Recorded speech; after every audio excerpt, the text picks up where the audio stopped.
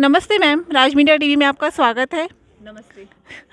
सबसे पहले तो आपको विद्याधर नगर विधानसभा क्षेत्र से भाजपा प्रत्याशी चुने जाने पर हार्दिक बधाई व शुभकामनाएं। बहुत बहुत धन्यवाद आपका। मैम, आपके क्षेत्र में जो विधानसभा क्षेत्र है उसमें क्या समस्या है, क्या समस्या आपको नज़र आती है? देखिए मैं जहाँ से प्रत्याशी हूँ विद्याधर नगर, यहाँ पर जो समस्याएं हैं, कहीं कहीं सीवरेज लाइन की भी समस्या है। यहाँ पर एक सैटेलाइट हॉस्पिटल भी वैसे सैंक्शनड है, लेकिन वो काम जल्दी शुरू हो, वो भी एक चीज़ है। पानी की भी समस्या है कि पाइपलाइन, जो बिसलपुर की पाइपलाइन है, वो यहाँ कई जगहों पे नहीं जुड़ी हुई। यहाँ पर गर्ल्स कॉलेज की भी आवश्यकता है और बहुत सारे ऐसे रोड्स हैं, ट्रैफिक जैम्स होते हैं, क्योंकि ये ज़्यादातर अर्बन क्षेत्र है। यहाँ कुछ पार्ट अर्बन है, कुछ पार्ट रूरल भी है।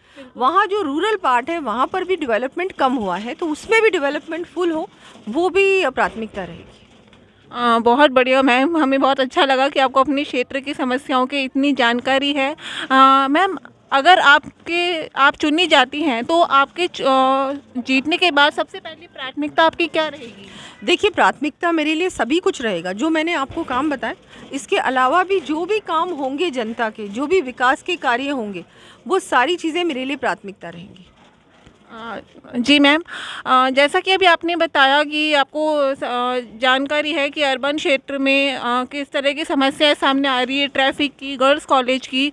इसके अलावा मैम, आप जैसे आपको पूरी जानकारी है कि हमारा जो विधानसभा क्षेत्र है वो 3 भागों में बटा हुआ है। विद्याधर नगर जो कि पूर्णतः विकसित है, झोटवाड़ा क्षेत्र जो कि अर्ध विकसित है, और एक है बैना रोड जो पूरी तरह से अविकसित है। तो उसके बारे में आप क्या कहना चाहेंगे और आपकी क्या योजनाएं हैं उसके बारे में? देखिए, जो बीजेपी का मैनिफेस्टो होगा उसमें तो सब कुछ आपको सामने आ जाएगा कि क्या क्या भारतीय जनता पार्टी करने वाली है उनकी सरकार बनने के बाद।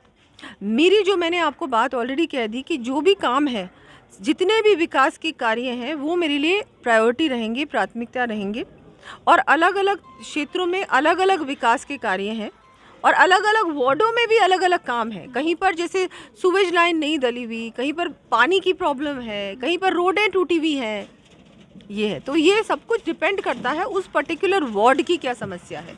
महिलाओं के लिए भी हम लोग चाहेंगे कि इनको कैसे एम्पावर किया जाए, इनको कैसे आत्मनिर्भर बनाया जाए, उस पर भी फोकस रहेगा।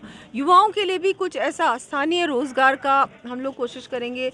वैसे तो यहाँ बहुत बड़ा इंडस्ट्रियल एरिया है, लेकिन कोशिश ये रहेगी कि यहाँ पर जो लोकल्स हैं उनको प्रायोरिटी भी मिले, एक वो भी मेरा फोकस रहेगा।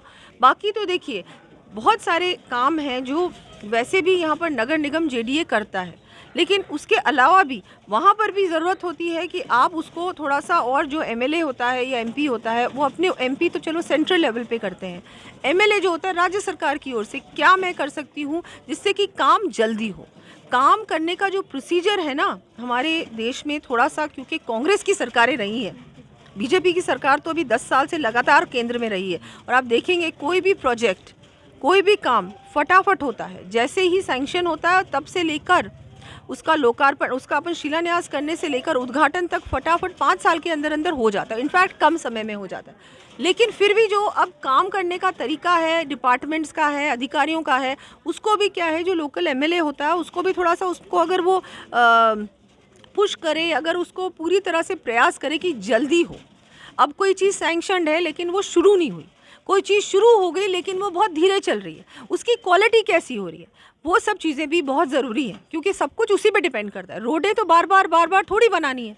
क्या होता है, रोड बना लिया आपने, वो मॉनसून नेक्स्ट आएगा उसमें टूट जाएगी, लेकिन ऐसा नहीं होना चाहिए। वो जो रोड बनाई आपने वो लंबे समय तक चलनी चाहिए। क्योंकि मैं 10 साल पॉलिटिक्स में रही हूँ, मैंने देखा है कि क्या ऐसी चीज़ें हैं जो हम लोग थोड़ा सा उस पर ध्यान देंगे ना, तो ये चीज़ बार बार नहीं होगी। रोड बने तो नाली भी साथ में बने, नाली नहीं बनती तो वो रोड टूट जाती है, पानी भर जाता है, फिर आप मेरे पास वो आएंगे कि अरे पानी भर रहा है, हमारे रोड में पानी भर रहा है। वो कहाँ, नाली ही नहीं है तो पानी भरेगा। ये प्रॉब्लम्स होती हैं। ऐसी बहुत सारी चीज़ें हैं और बहुत सारी चीज़ें आती रहती हैं। विकास तो चलता रहता है, development is an ongoing procedure. Ma'am, बहुत अच्छा लगा आपकी कर्मठता देख करके, और हम शुभकामनाएं देते हैं कि आप चुनी जाएं। मैम, राज मीडिया टीवी के माध्यम से आप जनता को क्या संदेश देना चाहेंगे? देखिए, मैं जनता को कहना चाहूँगी कि आप सब लोग 25 नवंबर को मतदान है, तो सभी लोग मतदान कीजिए और बिल्कुल मैं आपकी प्रत्याशी हूँ भारतीय जनता पार्टी से, तो बिल्कुल मैं आपको अपील करूँगी कि मुझे भी वोट करें और बाकी हम लोग अच्छी सरकार बनाने में हमारा योगदान हो।